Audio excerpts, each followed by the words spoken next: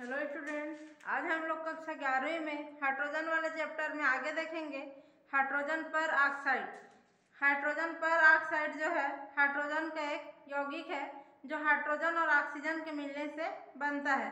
तो हाइड्रोजन पर ऑक्साइड के बारे में देखना है, जिसका सूत्र होता है H2O2। इसमें हाइड्रोजन पर ऑक्साइड के एक अणु में हाइड्रोजन का 2 परमाणु और ऑक्सीजन का 2 परमाणु उपस्थित रहता है। तो यह है हाइड्रोजन पर ऑक्साइड का सूत्र। अब इसका देखते हैं कि जो एक अणु है हाइड्रोजन पर ऑक्साइड का, उसमें कितने उसका परमाणुओं का भार का टोटल, जिसको क्या बोला जाता है, आणविक भार या फिर अणु भार। तो जो हाइड्रोजन पर ऑक्साइड है उसका अणु भार देखेंगे तो यहाँ पे इसमें जितना परमाणु है सबके परमाणु भार को टोटल करेंगे तो हाइड्रोजन पर ऑक्साइड का अणु भार निकलेगा। तो यहाँ पे हाइड्रोजन का परमाणु भार होता है 1, तो 2 हाइड्रोजन है तो 2 हो गया। अब जो ऑक्सीजन है, एक ऑक्सीजन का परमाणु भार कितना होता है, 8 इसका परमाणु क्रमांक है, और एक ऑक्सीजन परमाणु का परमाणु भार होगा 16।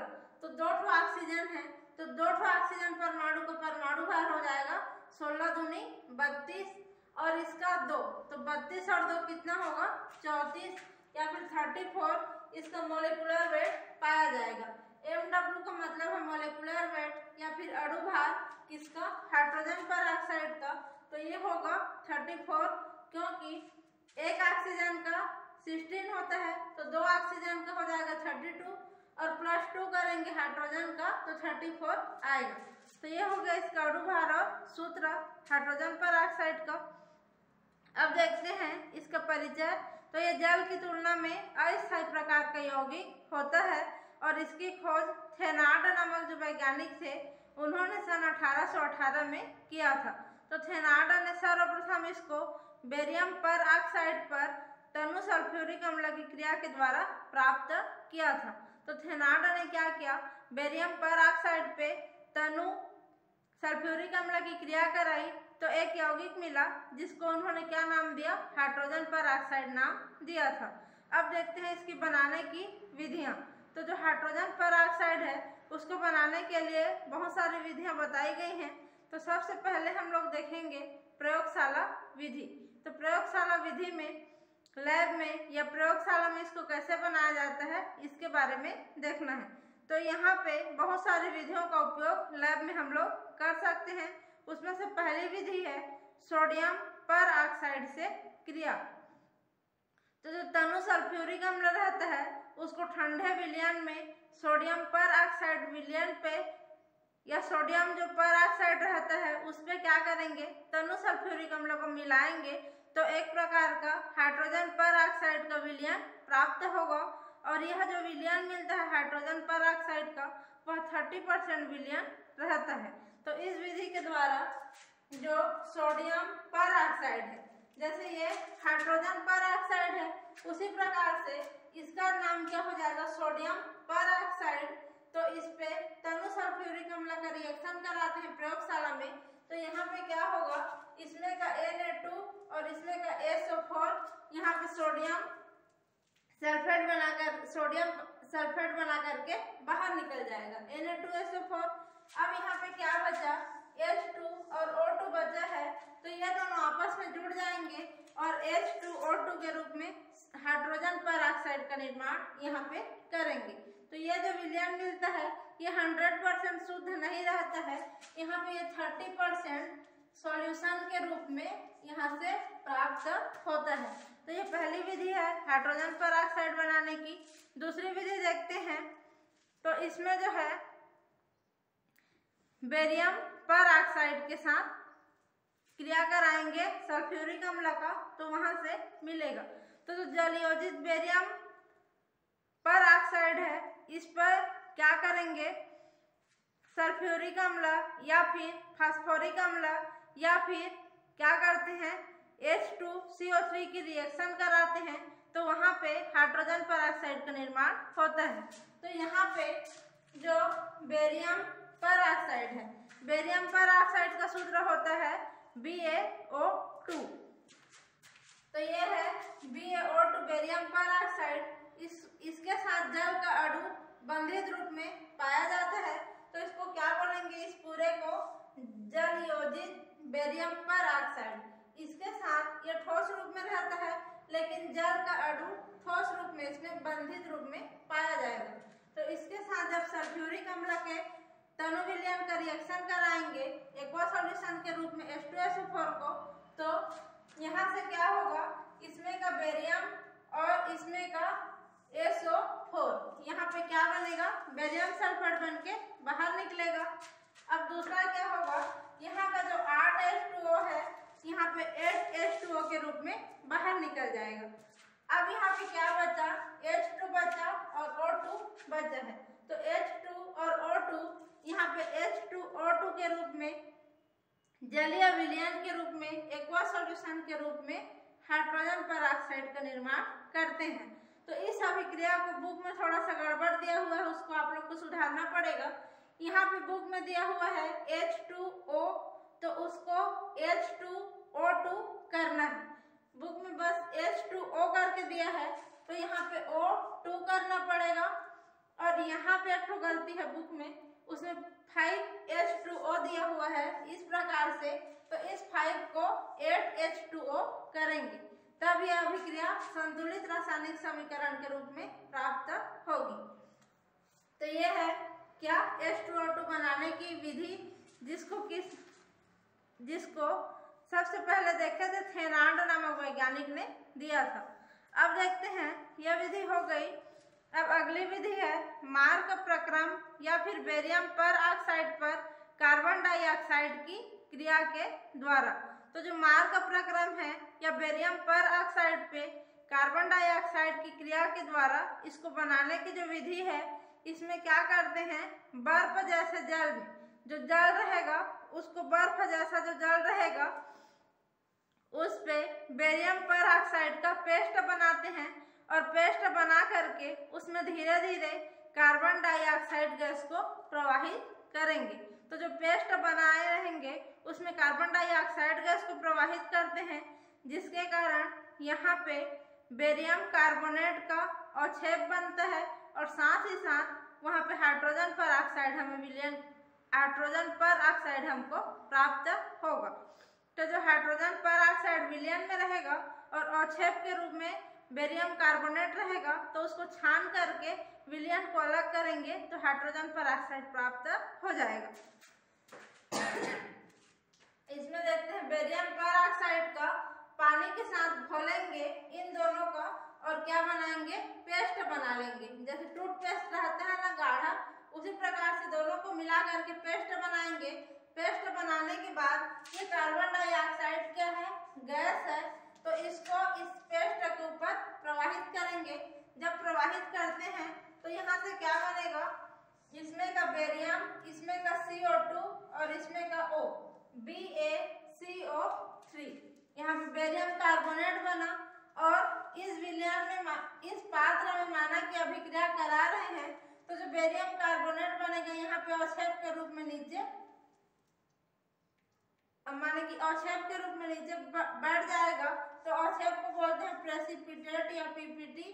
और जो H2O2, यहाँ का 2 हाइड्रोजन और यहाँ का 2 ऑक्सीजन मिलके H2O2 बनाएंगे, जो विलयन के रूप में हमको यहाँ से प्राप्त होगा और इसको छान करके, इसको अलग करके इसको प्राप्त करते हैं।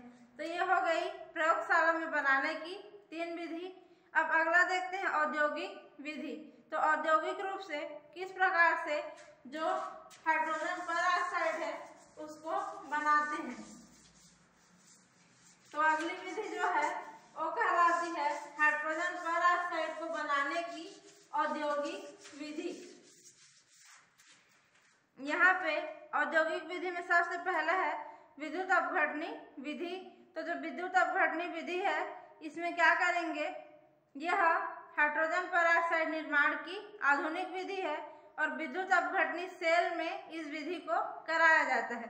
तो विद्युत अपघटनी सेल में क्या करेंगे, अमोनियम सल्फेट का सूत्र होता है NH4 2SO4।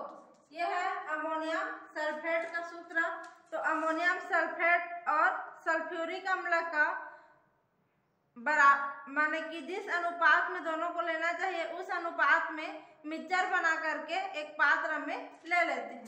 तो ये हो गया अमोनियम सल्फेट। इसमें लेंगे H2SO4, दोनों को मिक्सचर बना करके एक ठो कांच के पात्र में ले लेंगे।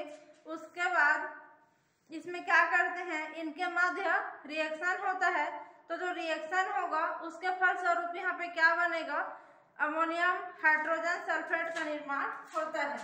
तो जो NH4SO4 का निर्माण यहाँ से होगा, क्योंकि ये अमोनिया, इसका हाइड्रोजन और ये वाला सल्फेट, ये तीनों मिलके अमोनियम हाइड्रोजन सल्फेट का निर्माण करते हैं। अब इस अमोनियम हाइड्रोजन जो सल्फेट है इसका क्या करेंगे, विद्युत अपघटन करेंगे। तो इस विधि में कम दाब पर इनका आसवन करते हैं और इस विधि को अमोनियम हाइड्रोजन सल्फेट बनने के कारण अमोनियम पर सल्फेट विधि भी कहा जाता है। और इसमें अब इसका क्या करेंगे, यहाँ से विद्युत अपघटन करेंगे। तो विद्युत अपघटन करते हैं तो यहाँ पे मिलेगा NH4SO4 माइनस आयन और H प्लस आयन। इसका जब विद्युत अपघटन करेंगे तो दो प्रकार का आयन हमको मिलेगा। यहाँ से इसका माइनस आयन मिलेगा और इसका जो है प्लस आयन मिलता है। तो इसके दो अणु और इसके भी दो अणु यहाँ से प्राप्त होंगे। अब यहाँ पे देखते हैं कि जो एनोड पर अमोनियम पर सल्फेट का निर्माण होगा। अब ये जो ऋण आयन मिला है ये कहाँ जाएगा, एनोड पर जाएगा, क्योंकि विद्युत अपघटन में एनोड और कैथोड रहते हैं। तो ये एनोड पर जाता है और वहाँ से अमोनियम पर सल्फेट का निर्माण वहाँ पे होगा। और दूसरा हम लोग देखते हैं, ये जो हाइड्रोजन है कैथोड पे जाएगा और कैथोड पर जाके क्या करेगा, हाइड्रोजन गैस के रूप में मुक्त होगा। तो यहाँ से हमको हाइड्रोजन पर ऑक्साइड आगे मिलेगा, ये H2 गैस के रूप में वहाँ से कैथोड पे मुक्त हो जाएगा। अब जो है इस विधि द्वारा अब ये जो हाइड्रोजन गैस है इसमें ये जो कैथोड पे प्राप्त हुआ, अब जो मिला हुआ था क्या H2H2O8, उसको जब जल के साथ रिएक्शन कराएंगे तो वहाँ से हाइड्रोजन पर ऑक्साइड प्राप्त होता है। तो इसके लिए जो H2H2O8 इसको जब वाटर के साथ रिएक्शन कराएंगे तो वाटर के साथ रिएक्शन होगा तो यहाँ से हमको सल्फ्यूरिक अम्ल मिलता है H2SO4 प्लस मिलेगा H2O2। तो ये जो है हमारा मेन प्रोडक्ट के रूप में मिलेगा। और ये कितना प्राप्त होता है, तो 30 से 35% H2O2 प्राप्त होगा। तो ये जो विधि है इसमें प्राप्त करने के लिए हाइड्रोजन पर ऑक्साइड को शुद्ध रूप में इसमें प्राप्त कर सकते हैं। तो ये हो गई एक विधि औद्योगिक निर्माण की। अब दूसरी विधि देखते हैं, एंथ्राक्विनॉल विधि। तो जो एंथ्राक्विनॉल है उसमें क्या करेंगे, ये एक यौगिक है, इसका नाम होता है 2-एथिल एंथ्राक्विनॉल। यहाँ से नंबरिंग करेंगे 1 2, तो 2 पोजीशन पे C2H5 है, तो C2H5 को बोलते हैं एथिल, और दूसरे पोजीशन पे है तो इसका नाम क्या हो जाएगा 2-एथिल, और इस पूरे यौगिक को बोलेंगे एंथ्राक्विनॉल। तो इस यौगिक का नाम हो जाएगा 2-एथिल एंथ्राक्विनॉल। तो इसका मरकरी और पैलेडियम की उपस्थिति में ट्रीट करेंगे, इसको रिएक्शन कराएंगे। तो इसमें क्या होगा, यहाँ पे जो डबल बॉन्ड O है और यहाँ का जो डबल बॉन्ड O है ये क्या हो जाएगा, एल्कोहल के रूप में चेंज यहाँ पे हो जाता है। माने कि जो double bond O ketonic form में था यहाँ पे एल्कोहल क्रियात्मक समूह के रूप में चेंज हो जाएगा और इसका नाम क्या हो जाएगा, यहाँ पे फिर एथिल है तो 2-एथिल एंथ्राक्विनॉल। इसमें लास्ट में क्या था, नोन, यह कीटोन क्रियात्मक समूह है तो इसका नाम होगा एंथ्राक्विनोन, 2-एथिल एंथ्राक्विनोन। ओन आता है लास्ट में कीटोन में। ये इसमें एल्कोहल क्रियात्मक समूह है तो ये हो जाएगा 2 एथिल एंथ्राक्विनॉल में नॉल। तो एंथ्राक्विनॉल यहाँ पे बन जाएगा। इसको क्या करेंगे, फिर से ऑक्सीजन की उपस्थिति में ऑक्सीकरण करेंगे। तो ऑक्सीकरण जब करते हैं तो इसमें का जो ये एल्कोहल के रूप में आया था और फिर से यहाँ पे कीटोन के फॉर्म में आ जाता है और फिर से 2 एथिल एंथ्राक्विनॉल माने इसी का निर्माण करता है। लेकिन इसमें क्या होता है, साथ में हाइड्रोजन परऑक्साइड का भी निर्माण हो जाता है। तो इस विधि में हाइड्रोजन परऑक्साइड बनाया जाता है। पहले कीटोन ग्रुप को एल्कोहल ग्रुप में चेंज करेंगे, उसके बाद ऑक्सीकरण के थ्रू फिर से उसको कीटोन ग्रुप में चेंज करेंगे और साथ में हम लोग को हाइड्रोजन परऑक्साइड प्राप्त होगा। तो ये हो गया इसको बनाने की दूसरी औद्योगिक विधि। अब अगला देखते हैं हाइड्रोजन परऑक्साइड का सांद्रण।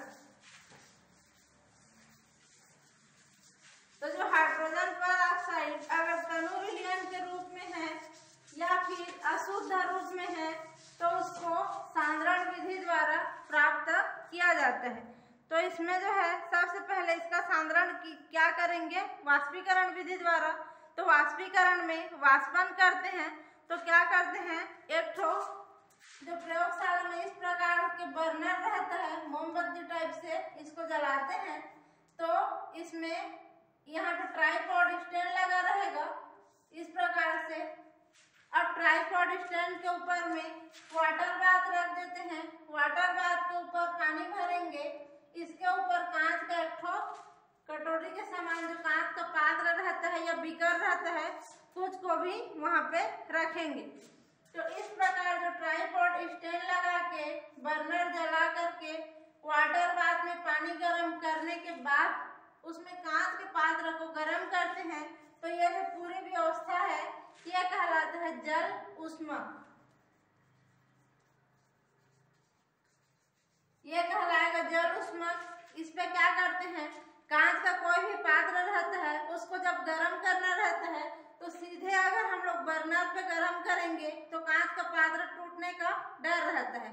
इसलिए उसको क्या करेंगे, एक कढ़ाई के समान रहता है जिसको वाटर बाथ बोला जाता है प्रयोगशाला में, उसमें पानी को पहले गर्म करते हैं, उस पानी के ऊपर कांच के पात्र को रख करके गर्म करेंगे तो सीधे आग के संपर्क में नहीं आएगा। कांच का पात्र जो गर्म पानी है उसके थ्रू गर्म होगा तो कांच का पात्र वहां पे नहीं टूटता है। तो इस जो व्यवस्था है उसको जल ऊष्मक कहते हैं। लेकिन कभी कभी वाटर बाथ में पानी की जगह बालू को गर्म करते हैं और बालू के ऊपर कांच के बर्तन को रखकर गर्म किया जाता है। तो अगर यहाँ पे पानी की जगह बालू को रखेंगे तो उस व्यवस्था को बालू ऊष्मक कहते हैं या रेत ऊष्मक भी बोलेंगे, लेकिन इस व्यवस्था को बोलेंगे जल ऊष्मक। और इस जो कढ़ाई के समान वाटर बाथ रहता है उसको रखने के लिए एक ठो इस प्रकार से स्टैंड रहता है जिसको ट्राइपॉड स्टैंड या त्रिपाद स्टैंड कहते हैं। उसको लगाते हैं, उसके ऊपर कढ़ाई को माने कि वाटर बाथ को रखा जाता है।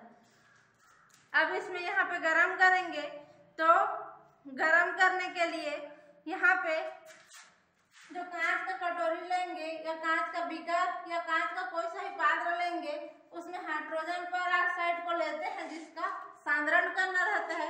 अब इसको गरम करेंगे। गरम करने के बाद इसमें क्या होगा, जो भी जल की मात्रा रहेगी या शुद्धि रहेगी वो उड़ करके बाहर हो जाएगा और शुद्ध रूप में जो H2O2 है इसमें बचा रहेगा और पानी या फिर अन्य अशुद्धि रहेगा वो वाष्प बन के उड़ जाएगा। अब इस जो बना हुआ है H2O2 इसको एक उपकरण रहता है जिसको डेसिकेटर बोलते हैं। डेसिकेटर के अंदर उसको रख करके ठंडा किया जाता है और उस डेसिकेटर के निचले भाग में सांद्र H2SO4 भरा रहता है। तो डेसिकेटर में रख करके उसको क्या करेंगे, उसका वाष्पन करने के लिए वाष्पन करने के बाद डेसिकेटर में रख करके उसको ठंडा करते हैं। उसके बाद वहां से हमको जो हाइड्रोजन परऑक्साइड प्राप्त होता है वो लगभग 60% सांद्रता वाला प्राप्त होगा। तो यह है एक निर्वात वाष्पन की विधि। तो निर्वात वाष्पन में डेसिकेटर का उपयोग करते हैं, लेकिन जो साधारण वाष्पन है उसमें केवल उसको वाष्पित करके वहां से उसकी अशुद्धि को वाष्प रूप में हटाएंगे और शुद्ध रूप में H2O2 प्राप्त करेंगे। तो दो विधि है, पहला वाष्पन और दूसरा निर्वात वाष्पन। तो निर्वात वाष्पन में डेसिकेटर का यूज होगा, लेकिन खाली वाष्पन में डेसिकेटर का उपयोग नहीं करते हैं। तीसरा है निम्न दाब पर आसवन। तो जो निम्न दाब पर आसवन है, यहाँ से 66% हाइड्रोजन पर ऑक्साइड का विलयन प्राप्त होता है और यहाँ से जो 66% हाइड्रोजन पर ऑक्साइड है उसका अगर हम लोग फिर से क्या करेंगे, कम दाब पर माने प्रेशर को कम रख के आसवन करेंगे तो वहां से 99% शुद्ध हाइड्रोजन पर ऑक्साइड प्राप्त होता है।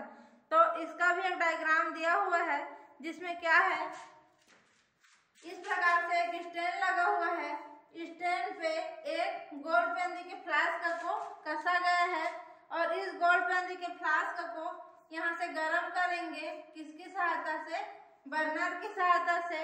अब इसमें से जो भी निकलेगा उसको इकट्ठा करने के लिए एक और नली लगाई गई है और इस नली में एक और गोल पेंदी का फ्लास्क कसा गया है।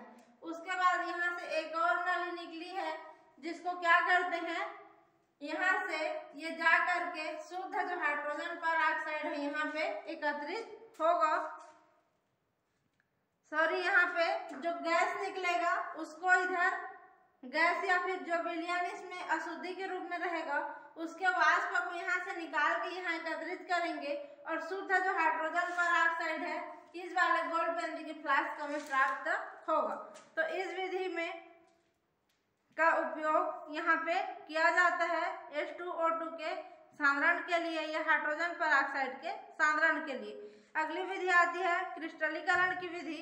तो इसमें जो H2O2 का विलयन है उसमें कार्बन डाइऑक्साइड और ईथर का जो मिश्रण रहता है बर्फ के रूप में, उसमें जब H2O2 विलयन को रखेंगे तो जल की जो मात्रा उसमें पाई जाती है वह दूर हो जाती है और हाइड्रोजन पर ऑक्साइड का क्रिस्टल बन जाएगा और क्रिस्टल के रूप में शुद्ध रूप में उसको प्राप्त कर लेते हैं। तो यहाँ क्रिस्टल बनता है, इसलिए यह विधि कहलाएगी क्रिस्टलीकरण की विधि। उसके बाद दिया हुआ है हाइड्रोजन पर ऑक्साइड का संचयन। तो जब इसको रखा जाता है प्रयोगशाला में तो प्रकाश और ऊष्मा द्वारा ये अपघटित होने का डर रहता है, इसलिए इसे पॉलीथीन में या फिर कलरफुल जो कांच रहेगा या फिर नीले कलर का जो कांच का बोतल है उसके अंदर रखा जाता है। अधिक समय तक अगर इसको रखे रहेंगे तो ये क्या होगा, अपने आप अपघटित हो जाता है।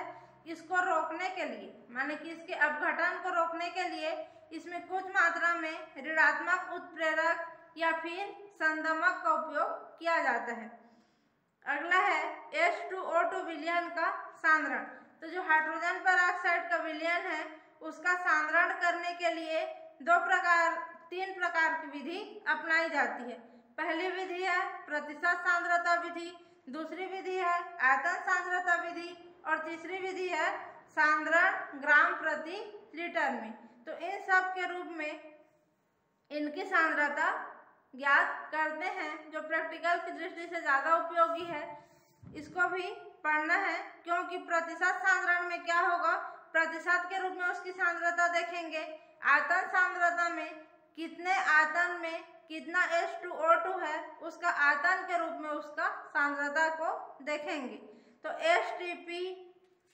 STP का मतलब है यहाँ पे STP, S का मतलब है स्टैंडर्ड माने कि विशिष्ट और T का मतलब है टेम्परेचर और P का मतलब है प्रेशर। तो स्टैंडर्ड टेम्परेचर एंड प्रेशर पे इसका आयतन सांद्रता निकाला जाता है। अब एक और सांद्रता है सांद्रता ग्राम प्रति लीटर में। तो ग्राम प्रति लीटर के रूप में सांद्रता निकालते हैं। तो H2O2 के 1 लीटर विलयन में कितनी मात्रा में उपस्थित है H2O2 का ग्राम की संख्या। ये लीटर का मतलब है 1 लीटर विलयन H2O2 का या हाइड्रोजन पर ऑक्साइड का, उसमें कितना ग्राम हाइड्रोजन पर ऑक्साइड उपस्थित है उसको सांद्रता ग्राम प्रति लीटर में कहा जाता है। तो यह हो गई इसको बनाने की विधि और उसकी सांद्रता। अब इससे आगे का हाइड्रोजन पर ऑक्साइड के गुण के बारे में अगली क्लास में देखेंगे।